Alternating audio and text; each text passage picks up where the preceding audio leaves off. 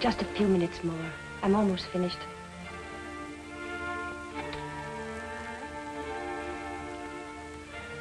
Will you please give this letter to the warden? It's for Mr. Finch. I will. 1 hour, I shall be dead. Killed by the hand of the man I love. I can hear the preparations for my execution. I can feel the expectant hush through the cold walls. The time element made this case tough. I saw Finch tonight at the grotto about 7, still trying to solve the case, even at that late hour. I don't deserve so much credit. Dr. Bradford's the one you boys should feature. Well, give us a story. That's why we're here. Yeah, give us a story, Finch. Well, this is the key that unlocked the Mary Kirk murder case.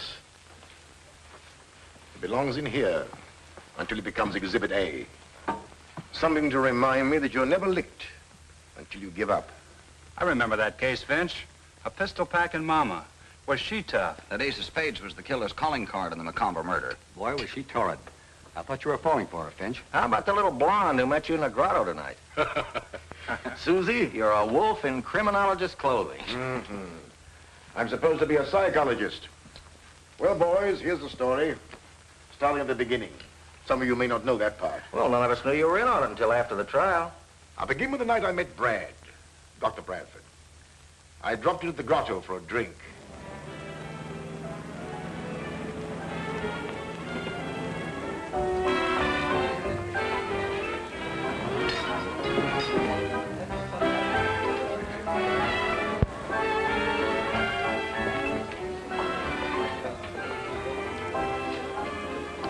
Bourbon and soda, please. No ice. So after all that, what could I do? I just had to accept the mink coat.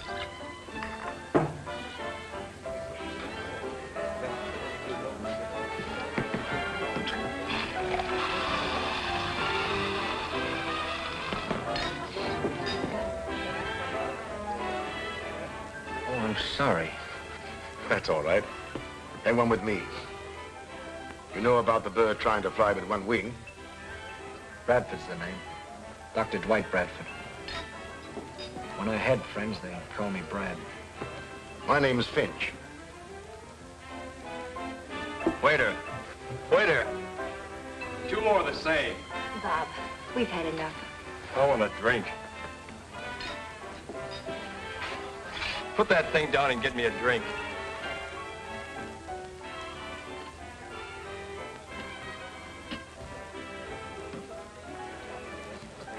Office around here? No, I'm not a practicing physician. I'm doing some research. You're lucky. Doing something you like. Aren't you? Charles Finch, the criminologist. I've seen your picture in papers. I keep insisting that I'm a psychologist. And I say I'm a scientist, but I haven't proved it yet. That's not all. I've got another job. Have to. Scientists rarely make a living. But I don't talk about it.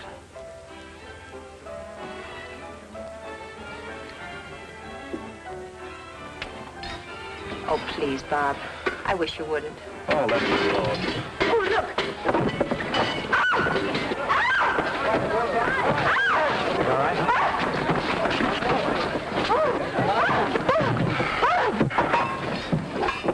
Got it? Are you all right? Yes. Yes, I'm all right. Oh. Thanks very much. The 2-man fire department, you do all right. As a 1-woman fire, you were pretty good yourself. I'll fix that for you. Huh? There we are. Sorry to do this to your coat, Mr. Finch. Oh, that's unnecessary. Guess you'll have to come along. That's all right. You better go back and finish your drink. Here. Excuse me. Good night. The fire department's taking me home. Oh.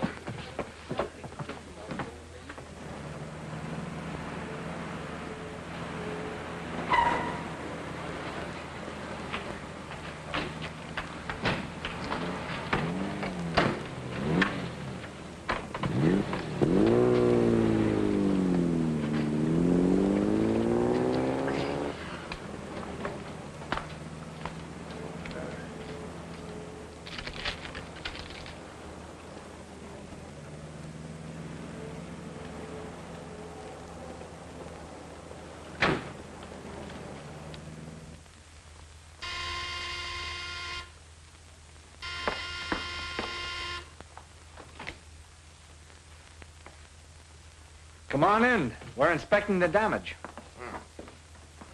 Oh, this is my sister, Susie Kirk, Mr. Finch. How'd you do? Nothing exciting like that ever happens to me. It's always Mary. Don't bother, Doctor. It's completely ruined. Susie, didn't you come in just before we did?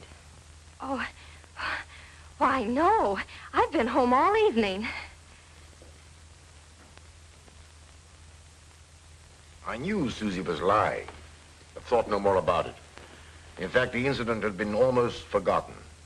When one night, I received a call from Dr. Bradford. He wanted me to meet him in his laboratory, saying there was a special reason for requesting it.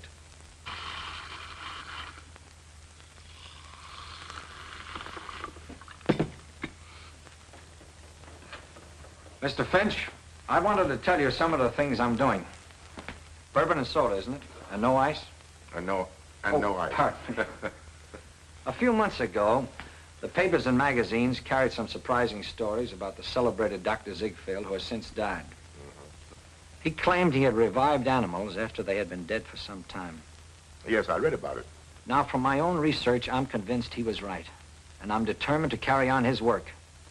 The very essence of life, I believe, clings to cells and is held in the heart of atoms for an indefinite length of time, depending somewhat upon how we meet our end. If you could find some way to bring people back from that borderland, you'd be one of the world's great benefactors. Take, for instance, a case of death by drowning. Or electrocution. I told you I had a job I dislike, that I hate. I'm the executioner for the state. I'm the man who throws the switch to kill those condemned to die. That's not what one might call a pleasant job, but in your case, I can understand it. Not only that, but I must work. It costs quite a lot to run this laboratory, and I have to have money. And I suppose you have opportunities to study those who have been legally put to death. Only with limits. Permission must be obtained. There's a lot of red tape, and properly so. This is undoubtedly an imposition, but I simply had to talk it over with someone. You're a criminologist and a psychologist. Here's to Mary. And to me. You don't mean it. My congratulations. Not so fast. What will she think when I tell her about my job? I don't believe any psychologist could answer that without knowing Mary better. Depends entirely upon her temperament. She might understand. Regard the matter with a complete objectivity. And she might loathe me. Finish your drink and come with me. I can't stand the suspense any longer. I want you to have dinner with us tonight at the grotto, if you will. Of course. Here's to luck. Good luck.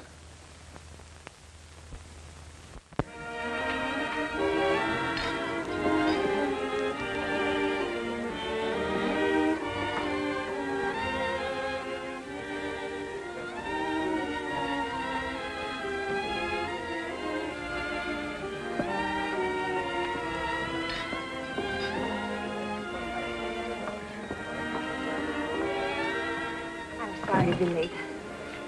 How are you, Mr. Finch? Glad to see you again. A man named Richard was telephoning Susie, and he was so insistent that I was trying to find out where she was. Did you leave a message for her? Yes, I did. I left word where she could find me. Mary,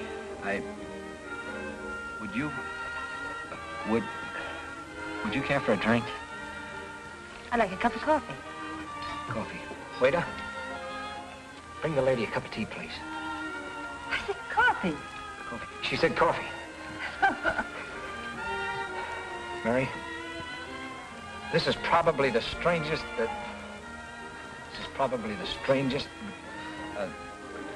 Proposal? Yes, that's it. Proposal? What kind of proposal? Why, a proposal. Yeah. Yeah, proposal. It's probably the strangest proposal because, it's rather odd that the guy who's going to propose invites a third party to be present at such a time. Mary, I want you to... Is, marry the word? Yes, it is. Yes, that's the word. I love you. Well, perhaps I better leave. No. Don't you leave. There are some things about me that Mary must know. She might want to talk them over with you. Well, I have an idea. Suppose you go to the bar and finish your drink, and I'll stay here and talk to Mary.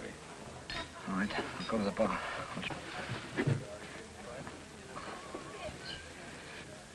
Give me a high rye ball. We're all out of high rye balls. How about a German with ginger ale? German, then. Yeah. German. If you could look upon Dr. Bradford merely as an instrument of the law. Oh, but surely he could get another job. If he loves me. He does love you. And we might get him another job, as you suggest. In fact, I already have an idea that might work out. But, Mary, try to understand that his chief reason for holding this position is because through his prison association, he had opportunities for investigation. Oh, but I couldn't, Finch. I simply couldn't. Look, he'd be leaving me at night, and I'd wait, watching the clock, knowing that when the hour came, Brad would... Oh, I couldn't.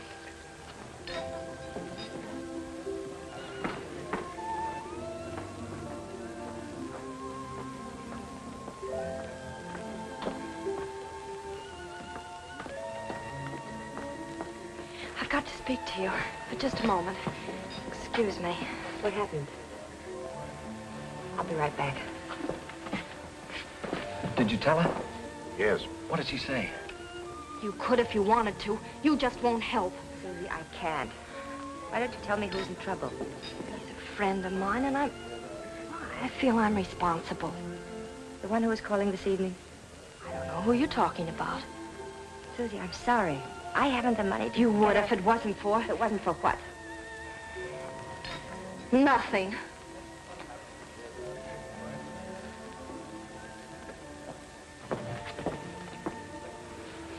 Your sister seems upset. Can I be of any assistance? No, thanks. Susie's always taking somebody else's troubles on her shoulders.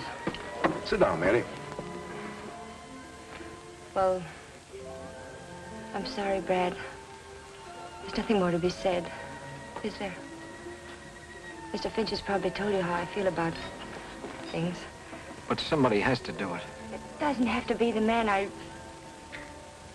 Oh, give it up, Brad, please. I can't, Mary. Not yet.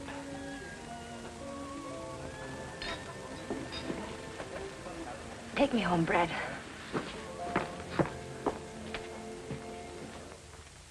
Some time passed. I used to see Brad now and then. He was quite depressed, dejected. One night, we were dining together at the grotto when... But let's get back to this letter for a moment. In a few minutes, I must answer with my life, because out of my father's past, a specter has come back to haunt me, to provide a motive for murder. Now, in order to better understand this, we should know a little more about Mary.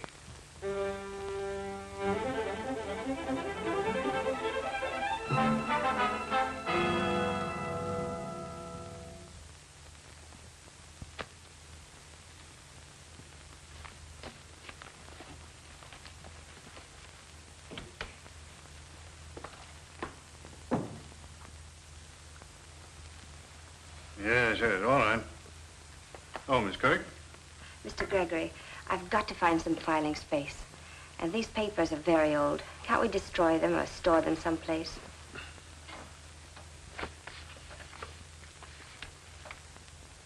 My, Tom Logan.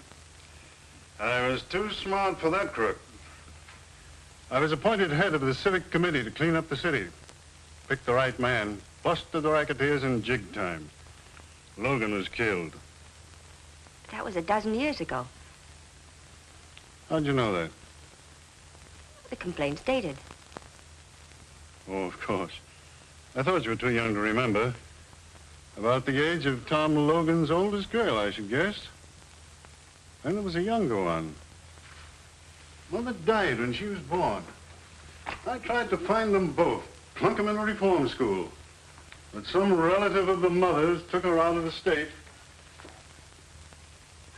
Two little crooks, I suppose. Couldn't be anything else. Blood will tell.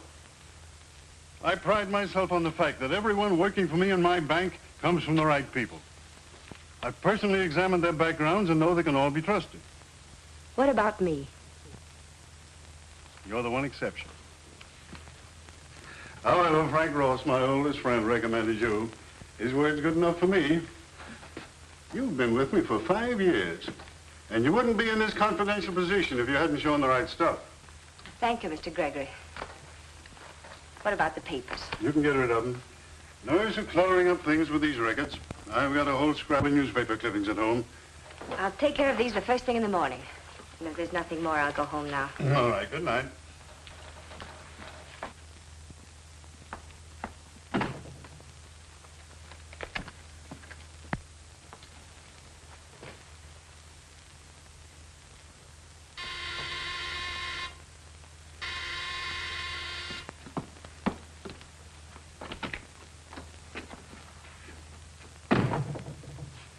I told you never to come here again. I don't want Susie to know. Now, slow down. I got good news for you. I'm leaving town. I'm taking up a little collection from some of my friends and thought maybe you'd like to contribute. I haven't got much. You've taken almost I helped everything. Tom Logan plenty when the going was rough. And that's something you wouldn't want me to tell Mr. Gregory. But think it over. It'd be worth a lot to you, wouldn't it, if you never saw me again?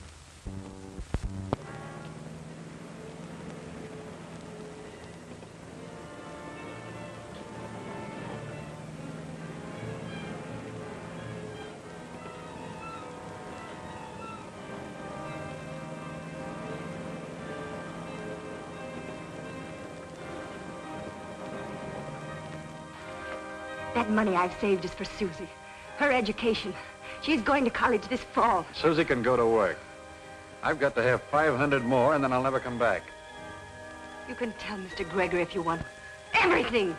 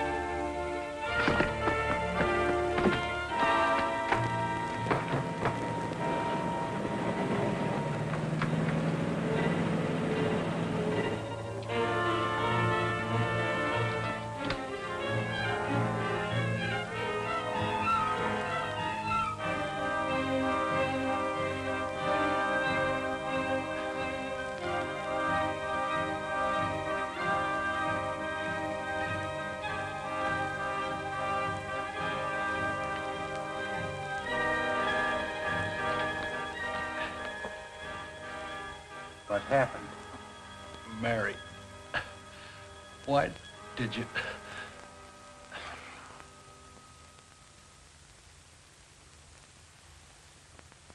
He says somebody named Mary done it.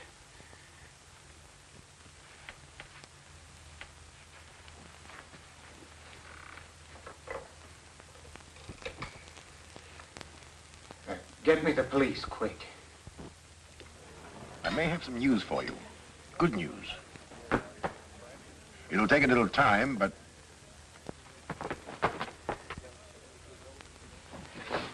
Mary, what's happened? Oh, I was hoping I could find you here. Something dreadful's happened. Please come with me right now. You say you found the man before he died, and he said something about this girl. He said, Mary, why did you? Who was the man? Who was he, Mary? You better tell us. The police can find out.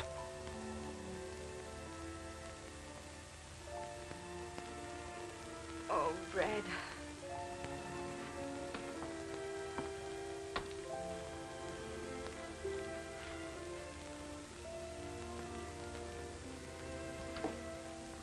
Who are you? She's my sister, Suzanne. What do you know about the man that was murdered here tonight? Was it that blackmailer?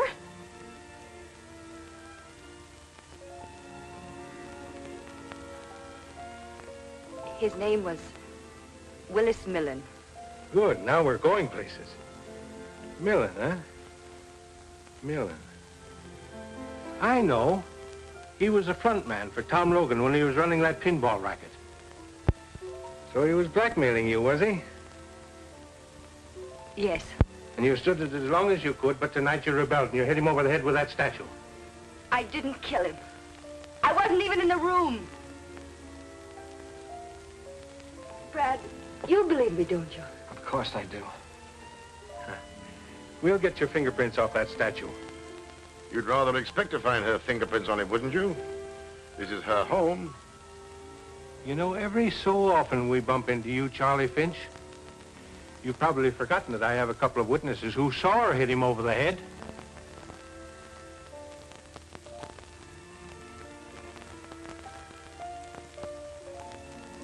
I'm afraid I'll have to ask you to come to headquarters, Miss Kirk.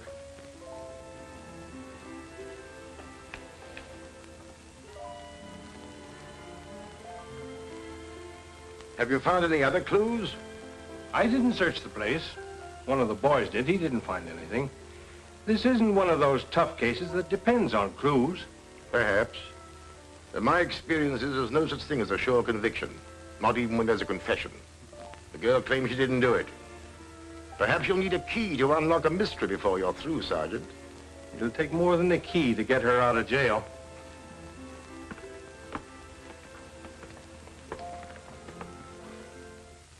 I had a key, all right, but a key without a door to unlock. It wasn't difficult to find out where Millen lived, but the key didn't fit his lock. Then I questioned Susie regarding her boyfriends, and she was reticent. She was more than that, she was cagey. Sometimes I thought she didn't care what happened to Mary. Then one day, I discovered a thumbprint on the key, which matched exactly with one I had found on the statue. There were plenty of Mary's prints there, so they disregarded the only important one. Mr. Gregory, of course, will always believe that I'm guilty. He will probably witness my execution with a smile. Well, he won't have long to wait. They will come for me soon now. I went to see Gregory. Your interest in this case, Mr. Finch, is, in my opinion, entirely unwarranted. The shame and humiliation this has brought upon me is almost unbearable. I can't hold my head up again. I can understand your emotion, Mr. Gregory, but it's the girl who's going on trial for her life. Tom Logan's daughter. That's the bitter pill I have to swallow.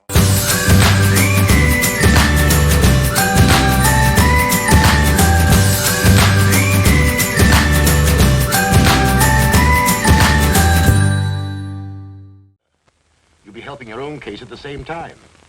Feel. Well, being human, we feel very sorry for Mary Kirk. Much more to be said. I don't blame those people at the trial. It was all against me. I lived a nightmare of days.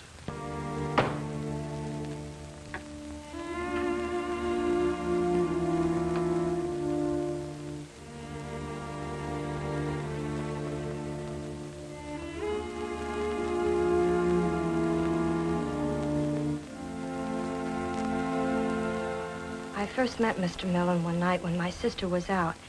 He came to the house. Did he mention money? Yes. He supposed I knew Mary was paying him. Did you tell her about the visit? Yes. But I never mentioned I knew about the money. Robbery couldn't have been the motive. We found a large roll of bills in his pocket. If I'd known she was using an alias, that she was Tom Logan's daughter... Objection sustained. I can say what I think. Not in this court. Mr. Gregory, it is Mary Kirk Logan who is on trial, not her father. But You will confine your answers to the questions asked. Susie, do you believe your sister is guilty? Yes. Why do you think that? I heard Mary threaten him once when I was in the bedroom and she didn't know it. Then I seen her bring something down over his head and he fell. You could identify her? You are sure it was the defendant? We went in. Yes, we know, Mr. Avery. But you mean to tell the judge and this jury that you could be sure it was the defendant? That the figures on the window shade were so distinct you couldn't be mistaken? I'm positive. I gotta believe my own eyes.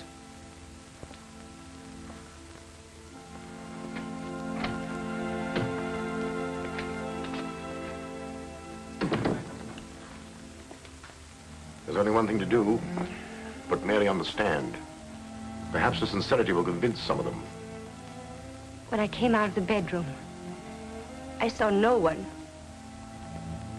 He was lying there. I wanted to get help.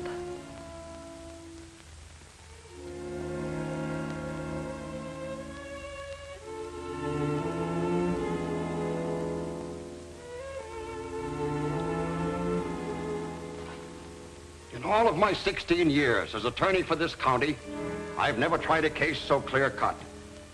Everything is there. The alias under which the defendant was known, the blackmailer from out of her past, the growing desperation, the final demand, and the killing.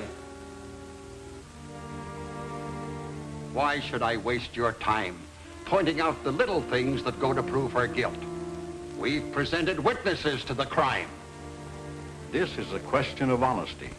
Human beings can be mistaken. 2 witnesses have sworn they identified the defendant. But it is possible, through the confusion of rapid action silhouetted on the window shade, that they could be wrong. I put the defendant on the witness stand so you could judge her honesty.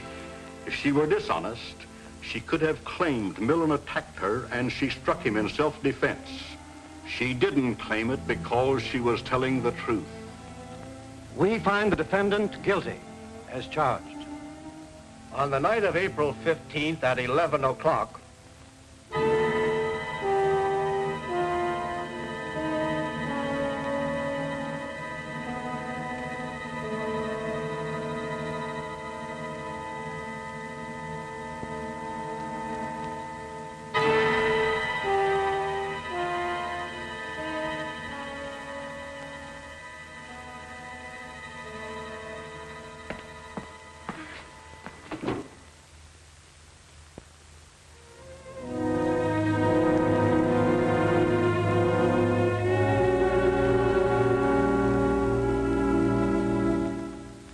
I don't suppose up to that moment that the thought occurred to either Mary or Brad that the fates were so conspired to make him the executioner of the girl he loved.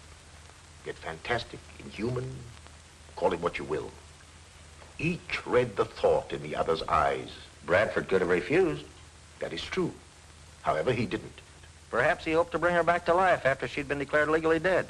Up to this point, there was nothing unusual as murder cases go. But a strange psychological change was taking place, as you will see. Except for Brad and me, I don't suppose there was a single person who believed her innocent. Neither did the boys who've been covering murders for years. Now, if you'd been in my place and believed her innocent, what would you have done? Gone after Susie. That's exactly what I did. Susie was an interesting psychological study. Although emotionally unstable, she was not vicious. Now, mind you, when I say Susie lied, she did. But she was convinced that Mary was guilty. Why shouldn't she protect her boyfriends? They were innocent. However, there was one who wasn't innocent. But someone Susie, by no stretch of the imagination, could connect with the crime. And like many adolescents, her defense mechanism made her evasive. I know you're anxious to help your sister. Of course, but how can I help her? Someone might have killed Millen while she was in the bedroom. I suppose they could.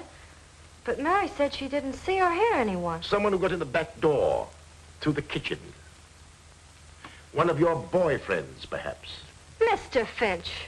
If you'll forget your indignation, perhaps I can save your sister from the electric chair. What do you want to know?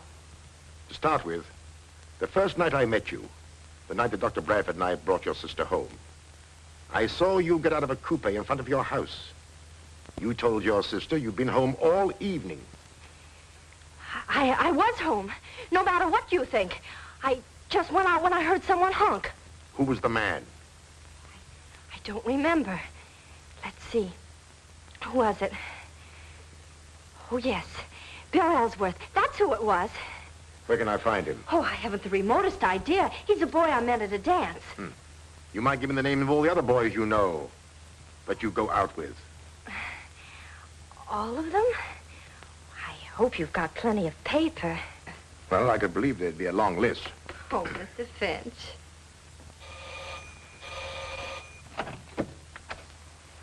Good morning. Does Bill Ellsworth live here? He does when he's home, but he's been in South America for over a year. I thought so. Excuse me.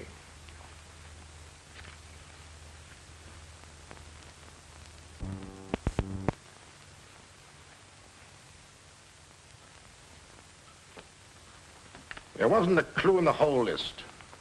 A lot of youngsters, most of them, many of them like Ellsworth, not even in the country. And I had caught Susie in another lie. Well, what about Millen's friends? Millen was always a cheap grafter, a coward. I tried through his friends to get a clue, but even the underworld despised him. Well, he was no friend of Tom Logan's. And while we're on this subject, Gregor was out to make a name for himself. That's why he went after Logan and his pinball machine. To hear Gregory tell it, you'd think Mary's father was a gangster. He was running a legitimate business. To the city council banned the games. That was my chief reason for investigating Millen's friends. I hoped I might be able to hang something on Gregory. Well, as you know, there was an appeal. Motion for a new trial was denied. But anything to gain time. However, we lost. Once more, I went to see Mary.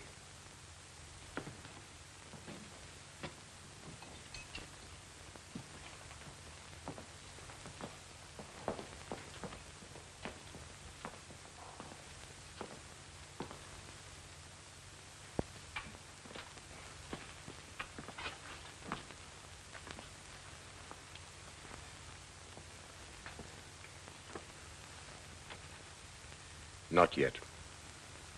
Is there trouble in finding someone with a motive? Do you remember the night you came down to the grotto to meet Brad and me, and you were late? You said some man had been telephoning Susie. Do you recall his name? No, I don't. It was a first name. I never heard Susie mention him before. But try. Try what it was. What did he say? Well, he didn't say much. He was excited and said, tell her... Yes? I can't remember. Perhaps this will help. When Susie came into the grotto, what did she say? Did she use his name? No, all she said was that she had to have some money. And I tried to find out what it was for, but she wouldn't say. She wanted me to lend it to her. How much did she want? $1,000. You and Brad were there at the time. I didn't feel I could pursue the subject. I just told her I couldn't let her have it. Someone, a man Susie knew, had to have $1,000. Maybe she'll remember that. I'll come again, Mary. Call me tonight, will you? Anything new from Finch? No. But He's still at it. And he's the best man in the country. it's good to have a friend like him. I wish I could help as much. If I could only do something. You've done everything anybody could. You know I love you, Mary. And you believe me, don't you? I do.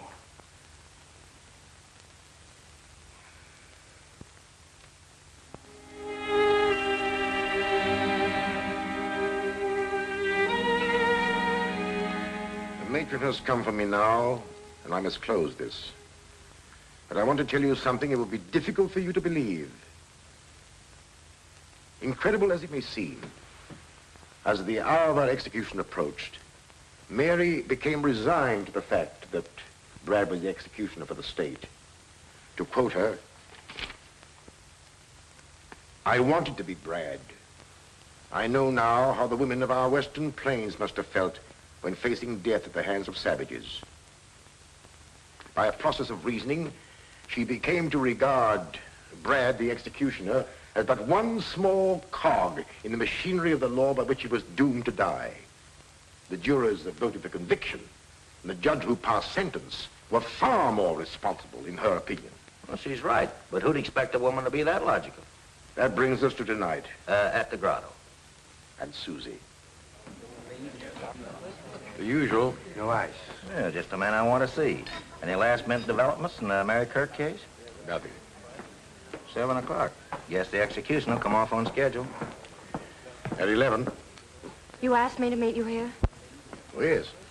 And you were right on time. Come on. Let's find a booth. Finch is still trying.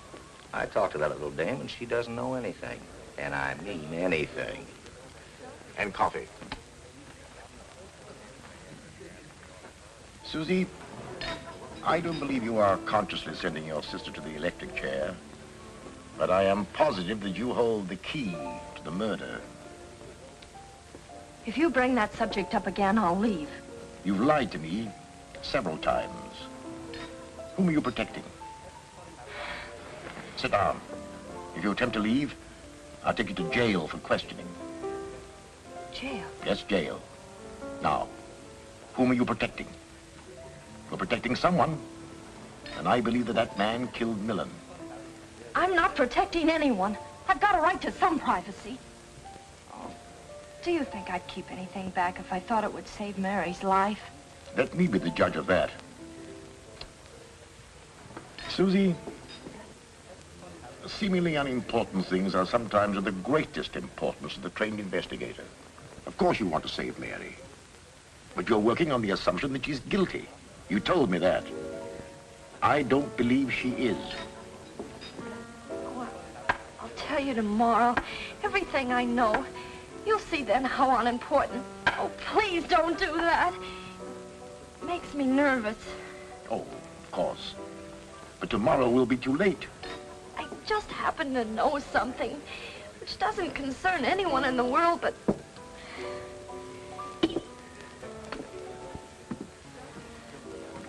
But whom? Someone you wouldn't know. It has nothing to do with me or you or Mary or anyone else. You better put that car key back in your pocket before you forget it. How do you know it's a car key? It would just as well be a house key. Oh, I don't know. I just supposed.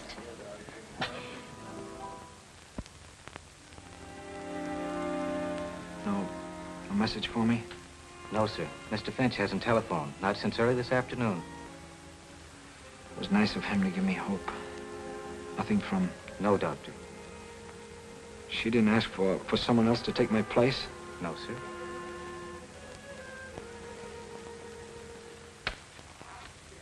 Susie, I'll let you keep your secret if you tell me the name of the man who was in the coupe. The one you said was Bill Ellsworth. I said that because it was none of your business. I never dreamed you'd check up on me. Who was it? That key belongs to the man who was in the coupe. I'm sure of it. What's his name?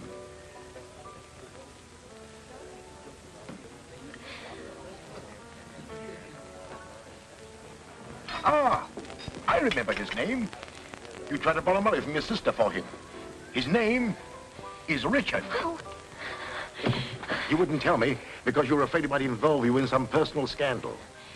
He was very close to you, wasn't he? Am I right? No. No. But I promised to keep you out of it, Susie. Look at it my way. Richard had a key to the back door. How did you know that? I didn't. You've just told me. Oh. Needing money desperately, he got into the kitchen. He saw the roll of bills that Millen had, and... He couldn't possibly have done it. I'm convinced that he did. Otherwise, how could his car key have been on your floor? Oh, how horrible. But it's too late. He's leaving town tonight. Alone? Or with somebody else? Oh, he wouldn't do that. Don't be too sure. Do you think we can find him, Susie? We can't. It's too late, I tell you. We can't. Come on. Let's try. Here's where he keeps his car. Is he getting away in it? Yes, that's what he said.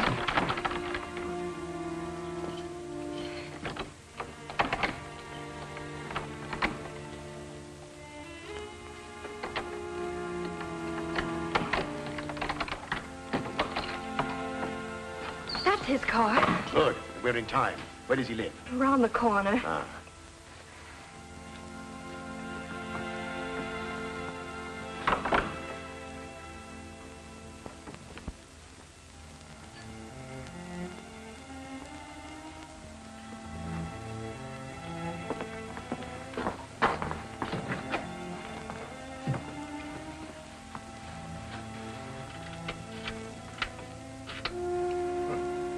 The key fits all right. Now there's nothing to do but wait. And pray. Pray that he comes in time.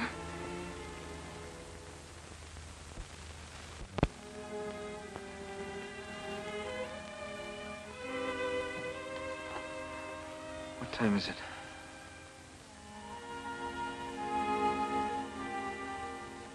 You've got half an hour. Half an hour.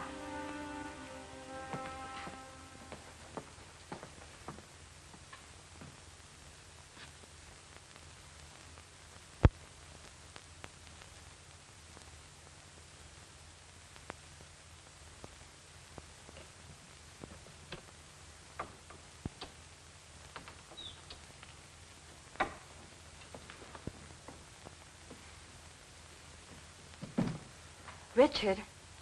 Susie. What are you doing here? I just had to see you before you left. I needn't have gone if you'd got me that money. Why didn't you grab Millen's money when you had a chance? Where were you? I protected you. Now you're deserting me. You're letting my sister die. Why, you... Stand where you are. All right, out. Quick.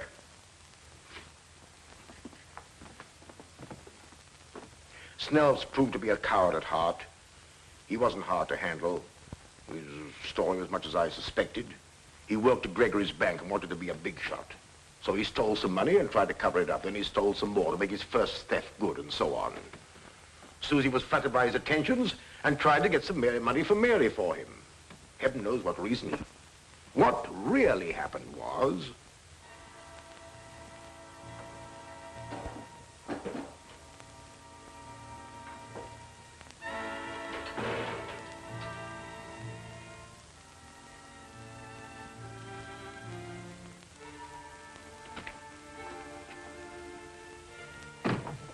I told you never to come here again. I don't want Susie to know. Now, slow down. I got good news for you. I'm leaving town. I'm taking up a little collection from some of my friends and thought maybe you'd like to contribute. You've taken I almost helped every- Tom Logan plenty when the going was tough. And that's something you wouldn't want me to tell Mr. Gregory. That money I've saved is for Susie. Her education. She's going to college this fall. Susie can go to work. I've got to have 500 more, and then I'll never come back. You can tell Mr. Gregory if you want to. Everything!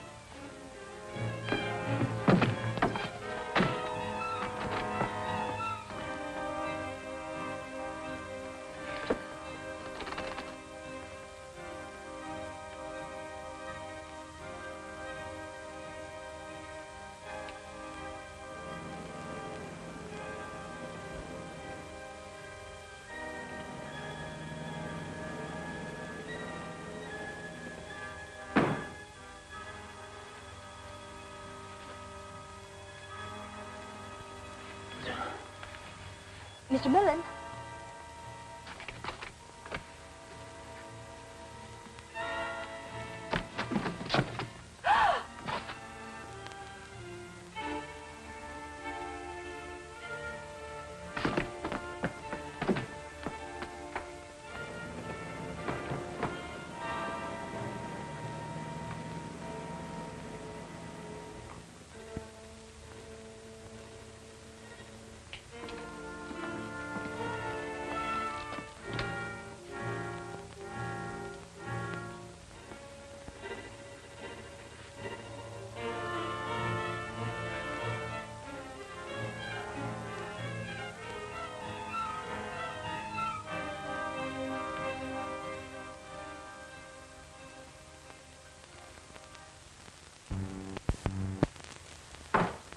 Until Gregory hears this. Hello?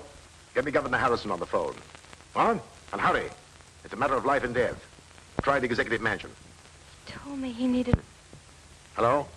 Out? Well, find him. All right, we'll try there. Governor Harrison had a broadcast tonight. His wife doesn't know where he went from there. Oh, yes? Is Governor Harrison there? Left 10 minutes ago. Did he go home? Did he have anybody with him? Just his chauffeur. Thank you. Susie, get on that telephone and keep trying. The police here will help you. Tell Mrs. Harrison who you are, and then we have a confession. We are fighting against time. Get me a motorcycle escort. I'm going to try and convince that warden if I can get there in time. Oh, couldn't you telephone him? He won't listen to anybody but the governor. That's the law. But if I can see him, I might get him to delay the execution. Oh, I'll get the governor somehow.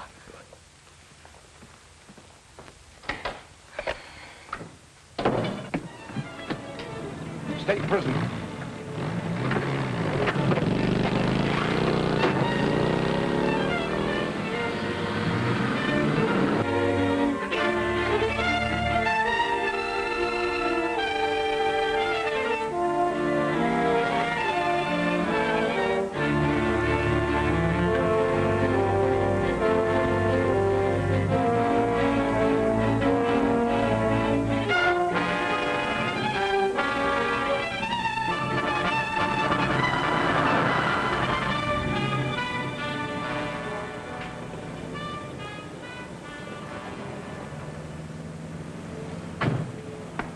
What are we doing here, Jennings?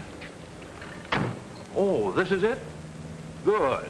It's not a very nice place for a governor to be seen, but it's... Tush, Jennings. Nice places, as you call them, never have the kind of sandwiches I like.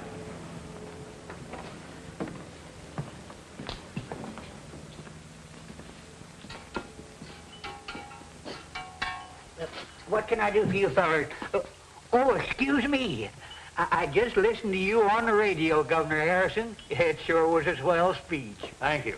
Now, could you make us a couple of Denver sandwiches? Smothered in onion. I'll make you the best ones you ever eat.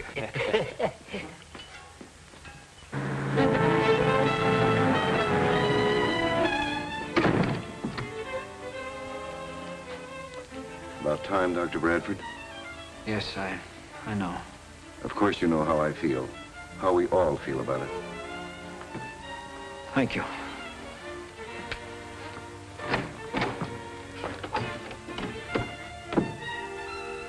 There's always the millionth chance the governor will intervene. I'll be right by the telephone, sir.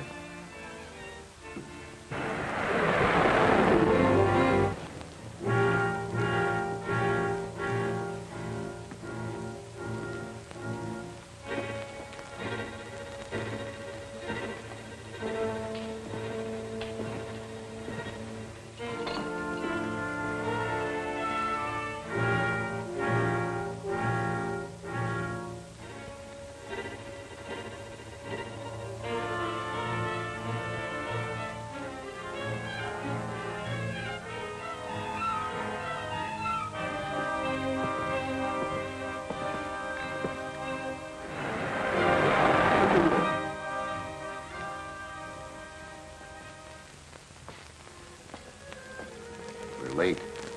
Get on with it, Doctor. Come. No one wants to see that girl die.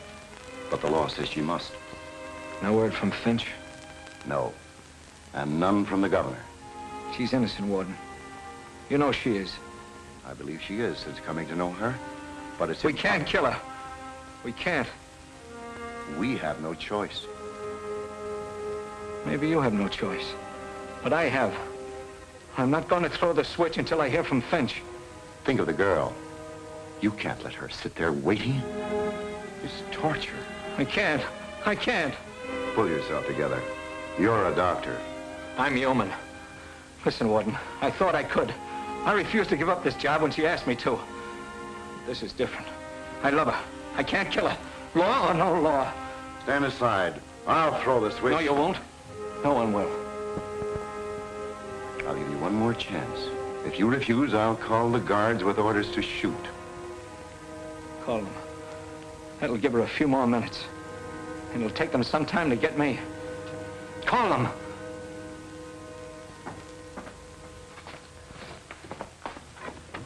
listen to me and you'll have the scoop of the year. We've got Snell's confession. My sister's innocent. Help me. Please, please. I'll give you one last chance. Come on.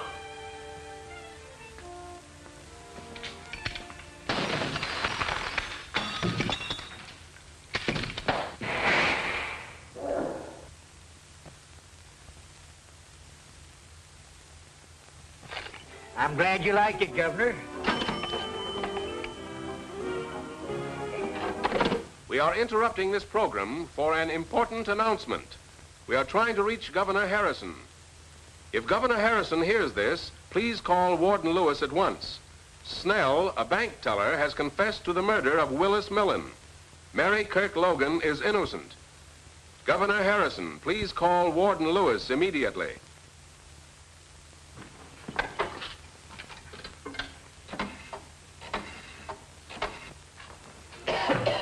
Just keep him here until I come out. Yes? Yes, sir. It's the governor. Stop, Warden! The governor has stayed the execution. A bank teller by the name of Snell has confessed. The governor hasn't all the facts, but is satisfied it's so. Thank heaven Dr. Bradford saved her. Is the governor on the wire? Yes. Release her. Pull yourself together, Brad. And bring Mary to me as soon as you have her released. The warden gave me this when I was leaving. That letter'd be worth a nice piece of change to my paper. Sorry, Max. It doesn't belong to me.